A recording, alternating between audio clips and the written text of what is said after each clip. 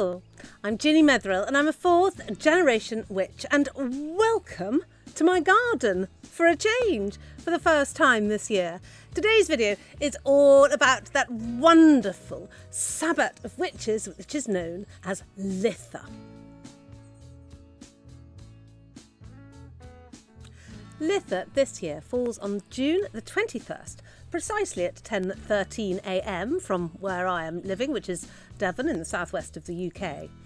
It is obviously the summer solstice, and it's called the summer solstice because the sun appears to be standing still over the skies, and we celebrate the sun in all its glory on this day. We have only recently become attuned with the summer solstice and midsummer being the same thing, and this is sort of because of the Christians. There is a lot of evidence, written otherwise, showing how monks of the time were complaining that the local populace were going out into the woods on midsummer and getting up to all sorts of things like making love, oh dear how dreadful, picking flowers, worshipping the sun. That's really bad if you're a Christian, I suppose. So they placed one of their most important saints, St. John the Baptist, on the 24th of June. Therefore, midsummer traditions have become inexorably bound up between the summer solstice on the 21st and the 24th of June. So many of the traditions and the practices were obviously pagan and were just sort of incorporated into the Christian religion, and now we're coming back to the old pagan ways.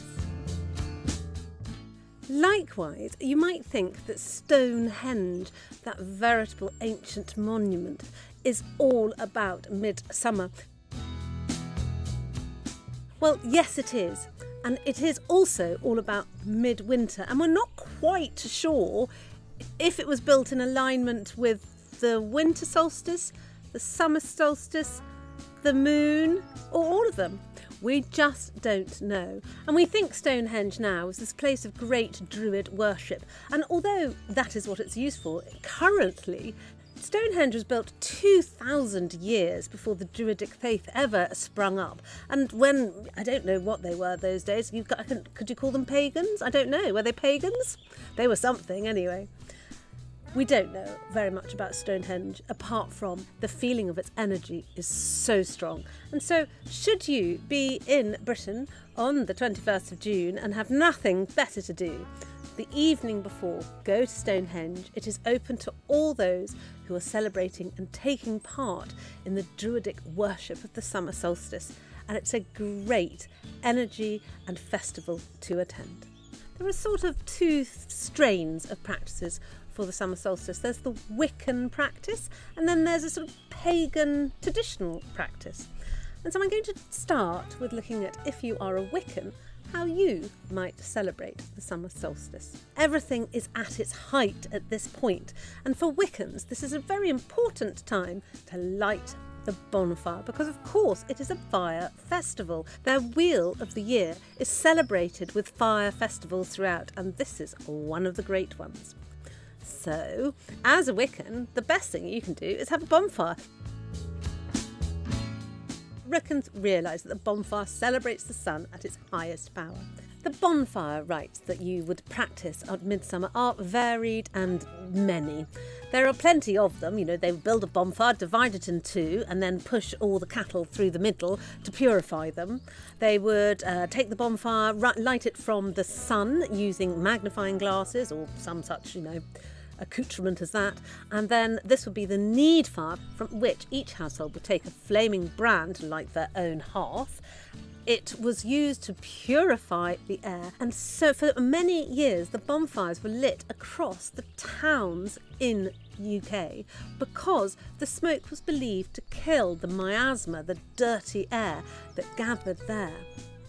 So it is a purification ritual. Of course, there are many ways to use the bonfire. I like, however, just to use it as take some candles, and each person at your celebration should light a candle from the main candle that is blessed for the occasion. And if you do it at midnight with your coven, it's particularly special, this ritual. It is also the time where the Oaken King bows down and releases his reign to the Holly King. And if you were at Stonehenge, you might see a reenactment of the Oak and the Holly King having a fight and the Oak King surrendering. The Holly King is the king that draws the days in, which is what is going to happen from now on. As a Wiccan, this is also the day to pick your herbs and flowers that you're going to dry for future reference, because at midsummer they really are in their most bounteous and potent state, and so powerful that you need to harvest that by picking and drying them now. And so midsummer is the best day to harvest your plants. Oh, hello cat. This is random. Come to say hello. She does like filming with me. Altars should be decorated with oak leaves and the flowers in season, and I particularly like decorating my altar with the elder. This is the time when the elder flower is out in all its glory at the moment, and it is at the height of its power.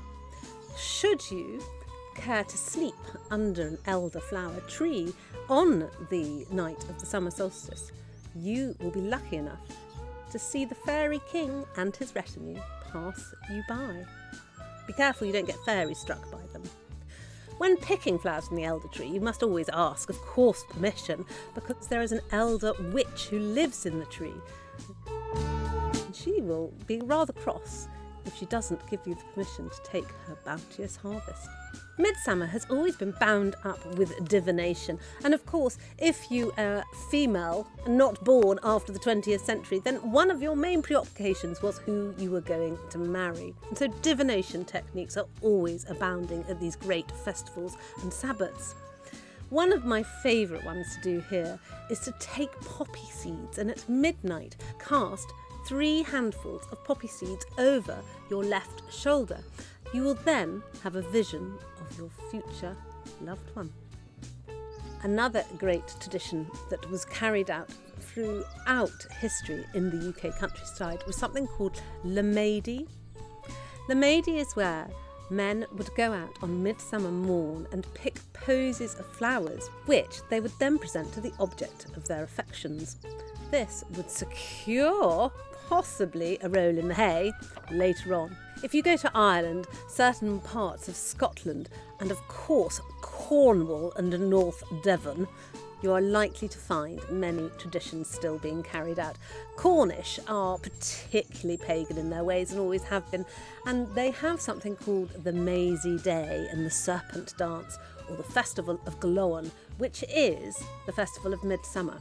Should you ever wish to go to Cornwall at this time, I would recommend taking the footpath between Wicker, the village of, and Zennor, and between the two you will find the Giant's Rock. This is obviously a rock of initiation and has been for generations for witches, because if you walk round it 9 times on the night of the midsummer at midnight, you will receive all the powers of a witch.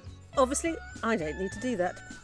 Midsummer is also a time for the Fae, and so although the Fae might not be particularly associated with midsummer, they are about tonight, and you can strew herbs around your garden that will attract the Fae in, and they particularly like the strewn herbs of vervain, tobacco or sage.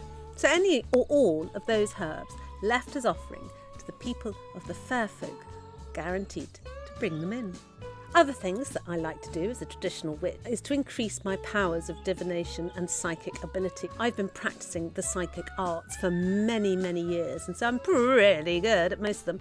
But for those of you who would like to increase your ability for this, one of the best ways you can do this is an incense blend. At midnight on midsummer, you should take a burner and place upon the burner some dried woodruff, some poppy seeds to burn. The smoke from this will help open your third eye and develop your psychic senses.